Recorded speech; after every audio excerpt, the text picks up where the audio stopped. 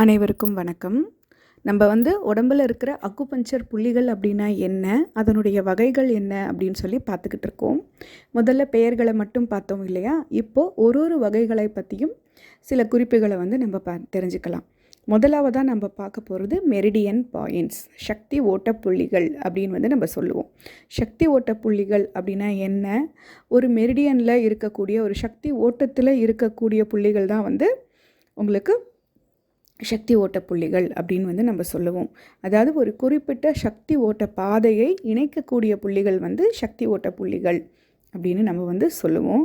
இந்த புள்ளிகள் என்ன பண்ணுது அப்படின்னா, ஒரு குறிப்பிட்ட சக்தி ஓட்டத்துடன் இணைந்திருக்கும்.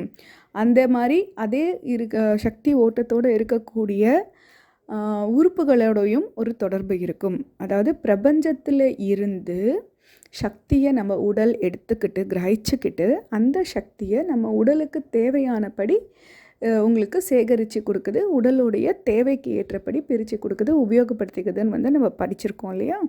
அந்த பிரபஞ்சத்தில் இருக்கக்கூடிய சக்தியை இழுத்து தனக்குள்ளே சேகரிக்கக்கூடிய சில இடங்களாகத்தான் லேண்ட்மார்க்கோ லொக்கேஷன்ஸ் நம்ம சொல்லுவோம் இல்லையா?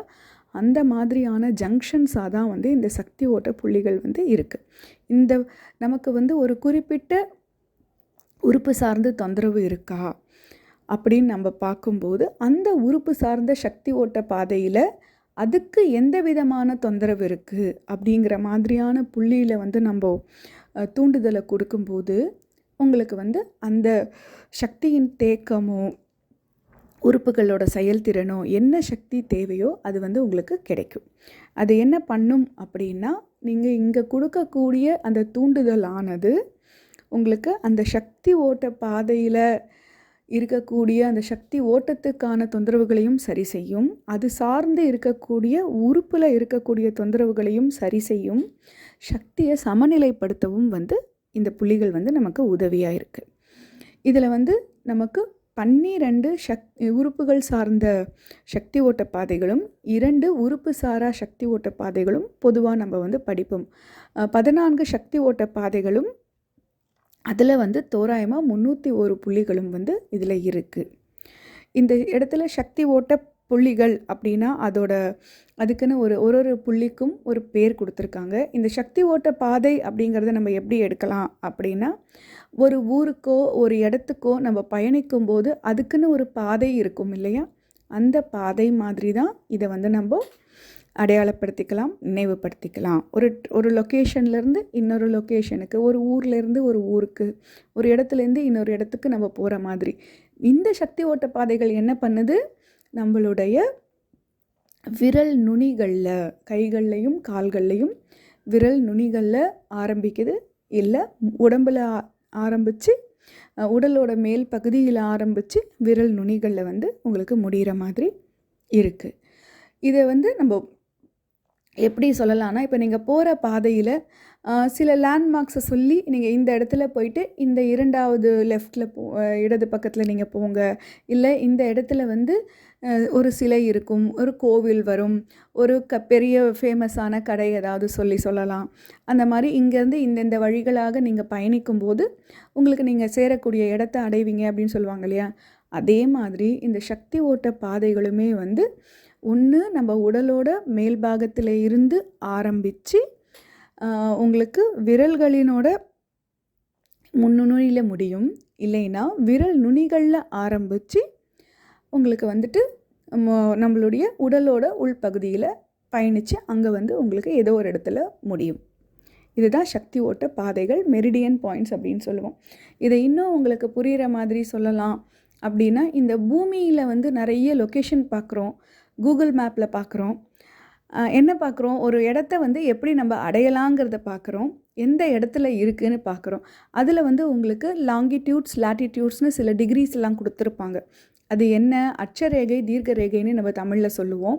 இவை பூமியில் கிழக்கிலிருந்து மேற்குலையும் வடக்கிலிருந்து தெற்குலையும் வரையப்பட்ட அந்த பூமியோட அந்த மேப்பில் வரையப்பட்ட கற்பனை கோடுகள் தானே. ஒரிஜினலாக அந்த கோடுகள் கிடையாது. ஆனால் அந்த கோடுகள் தான் நம்ம வரையப்பட்ட அந்த கற்பனை கோடுகள் தான் நம்மளுக்கு வந்து அந்த பூமியினுடைய வரைபடத்தில் ஒரு இடத்தை அறிந்து கொள்றதுக்கும், அது சுற்றி இருக்கிறது, அது எந்த இடத்துல அமைஞ்சிருக்குன்றது தெரிஞ்சுக்கிறதுக்கும் நமக்கு உதவியாக இருக்கு இல்லையா? அதே மாதிரி தான் இந்த சக்தி ஓட்ட பாதைகளும் வந்து நம்ம வெறும் கண்களால் நம்மளால் பார்க்க முடியாது, பாதையை நம்மளால் பார்க்க முடியாது. ஏற்கனவே நம்ம வந்து அக்குப்புள்ளிகளை பார்க்கும்போதே பார்த்துருக்கோம். சில குறிப்பிட்ட வகையான ஸ்கேன் பண்ணும்போது, அந்த ஒளிக்கற்றைகள் செலுத்தி பண்ணும்போது மட்டும் இந்த புள்ளிகள் வந்து உங்களுக்கு உடம்புக்குள்ளே துளைகளாக தெரிகிறது அப்படின்னு சொல்லி நம்ம பார்த்துருக்கோம்.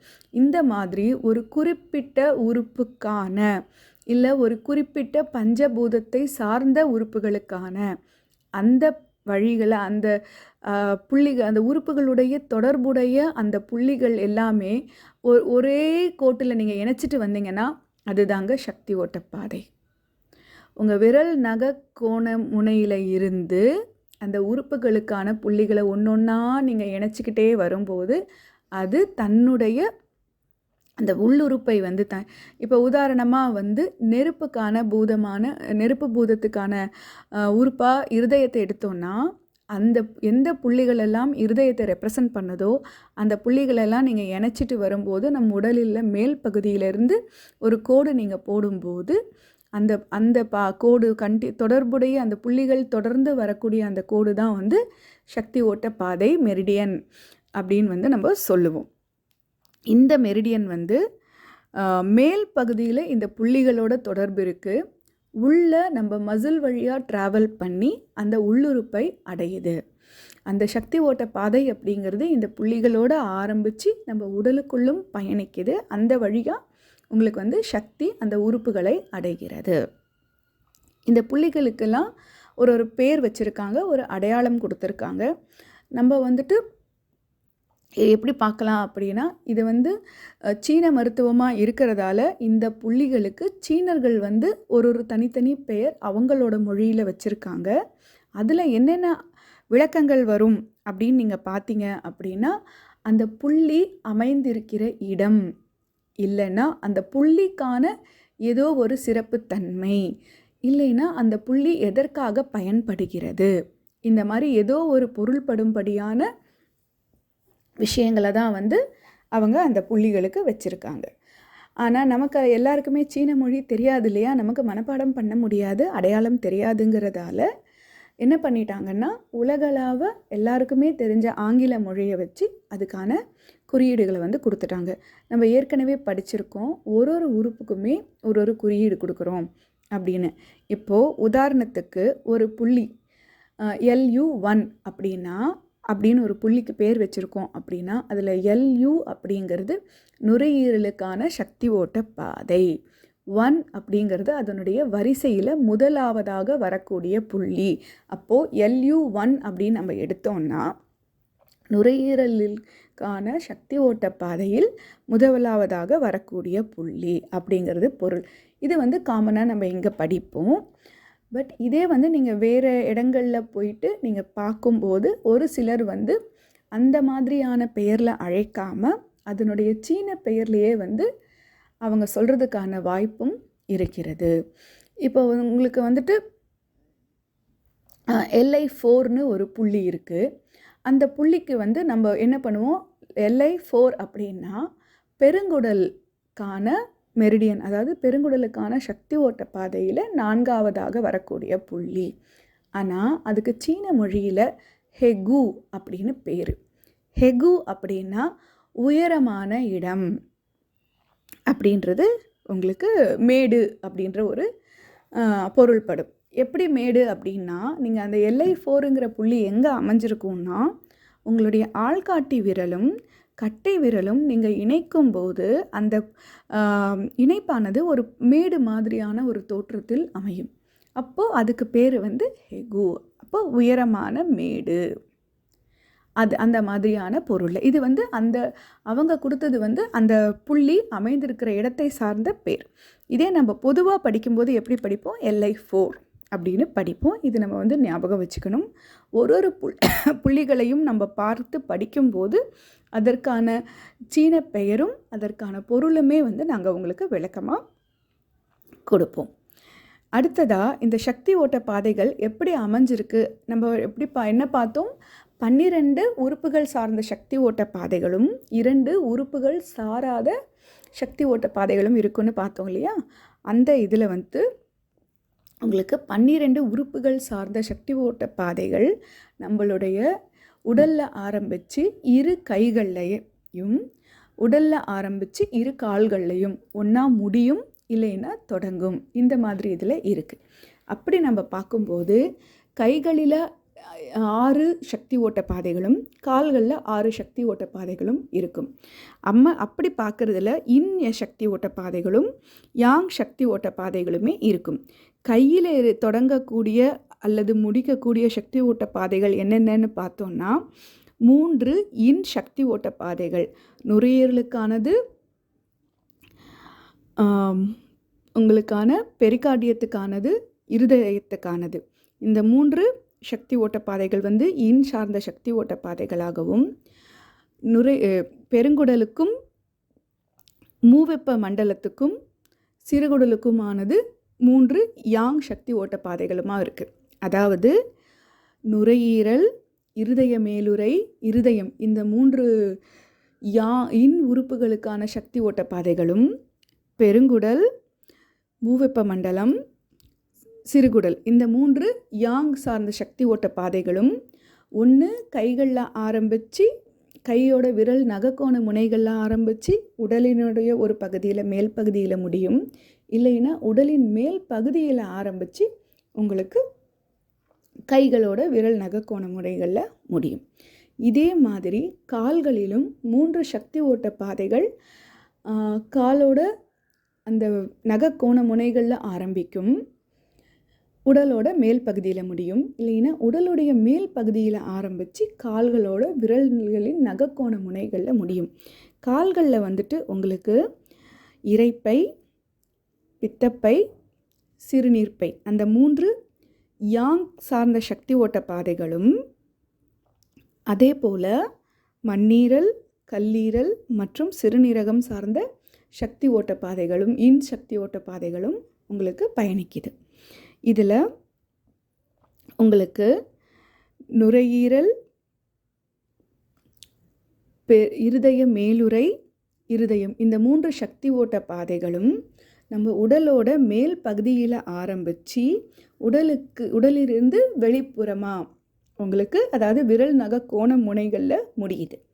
இதே பெருங்குடல், மூவெப்ப மண்டலம், சிறுகுடல், இந்த 3 யாங் சக்தி ஓட்டப்பாதைகள் விரல் நகக்கோணைகள் முனைகளில் ஆரம்பித்து நம்மளுடைய உடலின் மேல் பகுதியில் முடியுது. இதே கால்கள்லன்னு நம்ம பார்க்கும்போது இரைப்பை, பித்தப்பை, சிறுநீர்ப்பை, இந்த 3 உறுப்புகளுக்கான சக்தி ஓட்ட பாதைகளும் முகத்தில் ஆரம்பித்து உடல் முழுதும் பயணித்து கால்களோட நகக்கோண முனையில் முடியுது. அதே மாதிரி சிறுநீரகம், மண்ணீரல், கல்லீரல், இந்த 3 சக்தி ஓட்ட பாதைகளில் விரல் நகக்கோண முனைகளில் ஆரம்பித்து கால்களிலிருந்து மேல் நோக்கி பயணித்து நம்ம உடலோட மேல் பகுதியில் முடியுது. இது நம்ம ஞாபகம் வச்சுக்கணும்.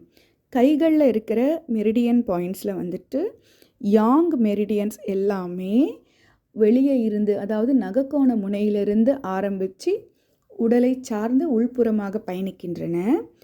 சார்ந்த சக்தி உறுப்புகள் கைகளில் இருக்கக்கூடிய சார்ந்த சக்தி உறுப்புகள் உடலுடைய மேல் பகுதியிலிருந்து ஆரம்பித்து வெளிப்பக்கமாக, அதாவது நகக்கோண முனைகளில் முடியுது. இதே நீங்கள் கால்களில் பார்த்தீங்கன்னா யாங் உறுப்புகளுக்கான சக்தி ஓட்ட பாதை உடலோட மேல் பகுதியில் ஆரம்பித்து நகக்கோண முனைகளில் முடியுது. சார்ந்த சக்தி உறுப்புகள் உங்களுக்கு கால் நகக்கோண முனைகளில் ஆரம்பித்து உடலுடைய மேல் பகுதியில் முடியுது. இது நம்ம ஞாபகம் வச்சுக்கணும். கொஞ்சம் பழகிட்டோம் அப்படின்னா நமக்கு இது மனசுக்குள்ளே நின்றுடும். மொத்தம் 12 உறுப்புக்கான மெரிடியன் பாயிண்ட்ஸுமே மெரிடியனுமே உங்களுக்கு 2 கைகள்லையும் 2 கால்கள்லையும் 6 பிரித்து இருக்குது. இது நம்ம ஞாபகம் வச்சுக்கணும். அடுத்தது இந்த சக்தி ஓட்ட பாதைகளுக்கான சுழற்சி அப்படிங்கிறது எப்படி இருக்குது அப்படின்னா, ஒவ்வொரு மெரிடியனை, அதாவது இது அனைத்துமே வந்து ஒரு முழு சுழற்சியாக இருக்குது. நுரையீரலில் ஆரம்பித்து நம்ம வந்து பயோ கிளாக் பார்த்தோம் இல்லையா, உயிர் கடிகாரம்னு ஒரு கான்செப்ட் பார்த்துருப்போம் இல்லையா, நுரையீரலில் ஆரம்பித்து ஒரு ஒரு உறுப்புக்கும் ஒரு 2 மணி நேரம் வருது அப்படின்னு. அப்போ அந்த நேரங்களை நீங்கள் பார்த்தீங்கன்னா ஒன்றில் ஆரம்பித்து அடுத்ததுன்னு தொடர்ந்து வருது இல்லையா. அதே மாதிரி இந்த சக்தி ஓட்ட பாதைகளும் எப்படி இருக்கும்னா, இன் உறுப்பில் ஆரம்பிக்குது அப்படின்னா அதனுடைய யாங் உறுப்பில் அது முடிகிற இடத்துல இருந்து அடுத்த தொடக்கம் ஆரம்பிக்கும். இது முடிகிற இடத்துல இருந்து அதற்கு அடுத்ததான தொடக்கம் வந்து உங்களுக்கு ஆரம்பிக்கும். அப்படி பார்க்கும்போது சக்தியினோட ஓட்டம் வந்து ஒவ்வொரு மெரிடியனையும் அடுத்தடுத்ததாக வந்து இணைச்சி கொடுத்து ஒரு முழு வட்டத்தை வந்து உருவாக்குது. இந்த சக்தி ஓட்டம் எந்த வரிசையில் போகுது அப்படின்னு நம்ம பார்த்தோம்னா, நுரையீரலில் ஆரம்பிக்கிறது, நுரையீரலில் இருந்து பெருங்குடல் வழியாக இரைப்பை, அடுத்தது மண்ணீரல், அடுத்தது இருதயம், அதற்கு அடுத்ததாக சிறுகுடல், அதற்கு அடுத்ததாக சிறுநீர்ப்பை, அப்புறமா சிறுநீரகம், அதற்கு அடுத்ததாக பெரிகார்டியம் அப்படிங்கிற இருதய மேலுறை, அதற்கு அடுத்ததாக மூவெப்ப மண்டலம், அதற்கு அடுத்ததாக பித்தப்பை, இறுதியாக கல்லீரல். அங்கே முடிஞ்சு மீண்டும் நுரையீரலுக்கு வந்து ஒரு தொடர்ச்சியை வந்து உருவாக்குது. இந்த ஆர்டர் அப்படிங்கிறது, இந்த வரிசையை வந்து நீங்கள் உயிர் கடிகார தத்துவத்தில் நீங்கள் பார்க்கலாம். அதே வரிசைப்படி தான் இந்த சக்தியின் ஓட்டம் வந்து இருக்குது. ஒரு முழு வட்டமாக வந்து ஒரு மெரிடியனும் அந்த சக்திக்குள்ளே அந்த சக்திக்கான ஓட்டம் வந்து உங்களுக்கு ஒரு அடுத்ததுன்னு இணைந்து ஒரு வட்டத்தை வந்து உருவாக்குது. இந்த உடலின் ஓட்டம் வந்து பைலாட்ரல் அப்படின்னு சொல்லுவோம். அப்படின்னா ஒரு உடலோட வலது பக்கம் என்ன இருக்கோ அதே மாதிரி இடது பக்கமும் இருக்குது. வலது பக்கம் இருக்கிறது இடது பக்கம் இல்லையானா இல்லை, 2 கைகளிலுமே இந்த 6 சக்தி ஓட்டங்களுமே இருக்குது. இதை வந்து சிமெட்ரிக்கல் அப்படின்னு சொல்லுவோம். பைலேட்ரல் அப்படிங்கும்போது 2 பக்கமும் உங்களுக்கு வந்து ஒரே மாதிரியான மெரிடியன்ஸ் வந்து இருக்கும், புள்ளிகளும் இருக்கும், அதனுடைய பலன்களும் இருக்கும். இப்போது வழக்கமான சக்தி ஓட்ட பாதைகள் அப்படிங்கிறது என்னென்னா, நம்ம வந்து இந்த உறுப்புகள் சார்ந்து வரக்கூடிய சக்தி ஓட்ட பாதைகளை தான் நம்ம வந்து வழக்கமான சக்தி ஓட்ட பாதைகளாக நார்மல் காமன் மெரிடியன்ஸாக வந்து நம்ம பார்ப்போம். அவை என்னென்ன அப்படின்னு பார்த்தீங்கன்னா, நுரையீரல் சக்தி ஓட்ட பாதை மற்றும் அது சார்ந்த புள்ளிகள் எவ்வளோ இருக்குது அப்படின்னா, நுரையீரலில் வந்து 11 புள்ளிகள் இருக்குது. பெருங்குடல் சக்தி ஓட்ட பாதையில் வந்துட்டு உங்களுக்கு 20 புள்ளிகள் இருக்குது. அடுத்ததாக மண்ணீரல் சக்தி ஓட்ட பாதையில் மொத்தம் 21 புள்ளிகள் இருக்குது. இரைப்பைக்கான சக்தி ஓட்ட பாதையில் 45 புள்ளிகள் இருக்குது. இருதயத்தோட சக்தி ஓட்ட பாதையில் 9 புள்ளிகளும், சிறுகுடலுக்கான சக்தி ஓட்ட பாதையில் 19 புள்ளிகளும் இருக்குது. இருதய மேலுறையில் 9 புள்ளிகளும், மூவெப்ப மண்டலத்தில் 23 புள்ளிகளும் இருக்குது. சிறுநீரகத்துக்கான சக்தி ஓட்ட பாதையில் 27 புள்ளிகளும், சிறுநீர் பைக்கான சக்தி ஓட்ட பாதையில் 67 புள்ளிகளும் இருக்குது. கல்லீரலுக்கான சக்தி ஓட்ட பாதையில் 14 புள்ளிகளும், பித்தப்பைக்கான சக்தி ஓட்ட பாதையில் 44 புள்ளிகளும், மொத்தம் 361 புள்ளிகள் வந்து இருக்குது. இந்த ஒரு புள்ளிக்கும் ஒரு பயன் இருக்குது. ஒரு புள்ளிக்கான பெயரிலும் அது அமைந்திருக்கக்கூடிய இடம், அதன் செயல்பாடு, அதன் சிறப்பியல்பு, அதன் தன்மை, இந்த மாதிரி பல்வேறு குணங்களை வச்சு சீன பெயர்களும் இருக்குது. நம்ம ஜென்ரலாக பார்க்கக்கூடிய மெரிடியன், அந்த மெரிடியனுக்கான குறியீடோட அதன் வரிசைப்படி பெயர்களும் அமைஞ்சிருக்கு. நம்ம இது எல்லாமே சேர்ந்து புரிஞ்சிக்கும் போது நம்மளால் வேறு நாட்டில் இருக்கக்கூடிய அக்குபஞ்சர் சார்ந்த வல்லுநர்களோடு நம்ம வந்து கலந்துரையாடும் போது இது நிச்சயமாக பயனளிக்கும். நன்றி.